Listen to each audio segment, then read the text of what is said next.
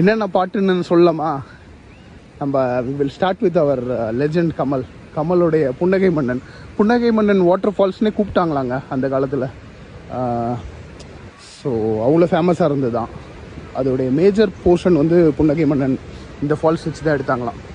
அந்த சீன் வரும்ல, 1 2 3 அது டேஞ்சர் போட்டிருக்கு. அடடா மலடா. அப்புறம் நறுமுகே வேறண்ணா. அப்புறம் இவருங்க நம்ம சரத்குமார் நமிதா ஒன்று ஆடுவாங்களே அந்த சாங், அர்ஜுனாவா. அது இந்த வியூ பாருங்க.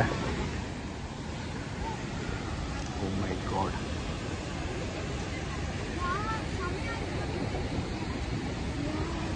அங்க நிக்கிறாங்க. போலாம், கீழே இறங்கி போலாம்.